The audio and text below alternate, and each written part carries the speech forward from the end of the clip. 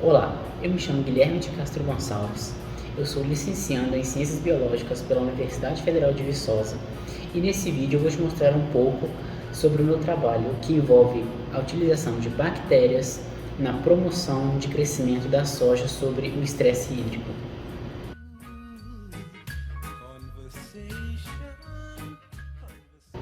O Brasil atualmente está entre os maiores produtores de grãos do mundo, sendo o maior produtor de soja.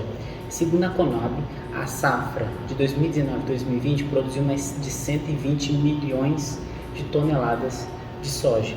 A produção, entretanto, é limitada por alguns fatores bióticos e abióticos, como pragas ou o próprio estresse hídrico. Dentre todos esses fatores, a seca aparece como o pior deles, devido à sua imprevisibilidade e o alto custo de irrigação. Diante disso, tem-se tido uma alta busca por métodos alternativos que visem reduzir os gastos com as irrigações e que também diminuam as perdas causadas pela mesma. Diante disso, as bactérias encontradas no rizoplano são denominadas rizobactérias e elas podem desempenhar funções na planta, como por exemplo, proteger do estresse hídrico, proteger de doenças e otimizar a absorção de nutrientes.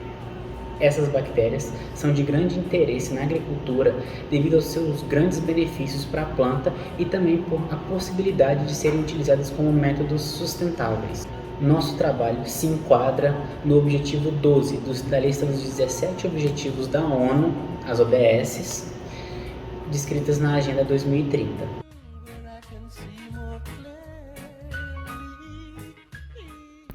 Nesse estudo, os objetivos foram isolar, caracterizar e testar isolados de bactérias de amostras de solo de soja para combate ao estresse hídrico e na promoção de crescimento da planta.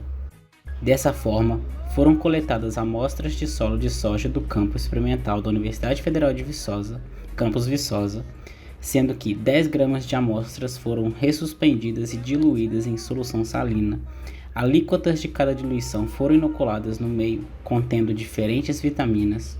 Após isolamento, foram identificadas 23 rizobactérias pertencentes a 10 gêneros. Os isolados foram submetidos a testes em casa de vegetação para determinar o potencial de utilização no combate ao estresse hídrico por seca.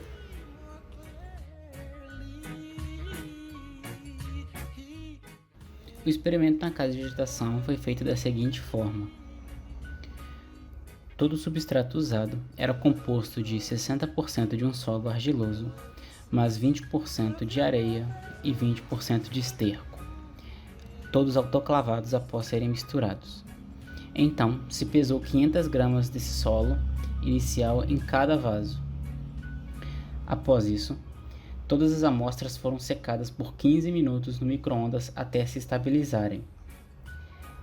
Após isso, foi-se adicionado água até que o solo percolasse, pesando então assim e descobrindo 100% da capacidade de campo do solo.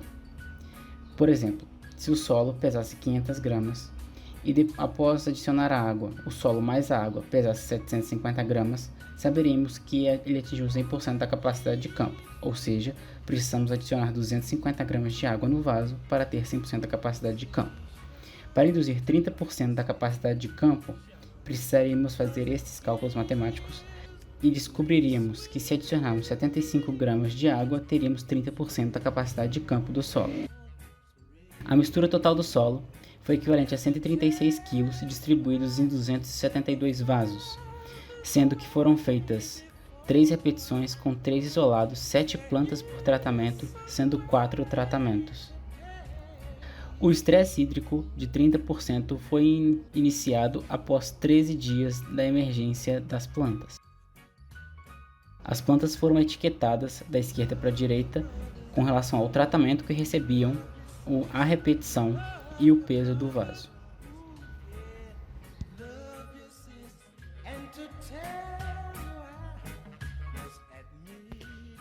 Estes isolados foram capazes de produzir, in vitro, ácido indol acético, ex-polissacarídeos, solubilizar fosfato, Além disso, demonstraram potencial de crescimento em regime de estresse hídrico, demonstrando potencial de promoção de crescimento de planta sob regime de estresse hídrico por seca.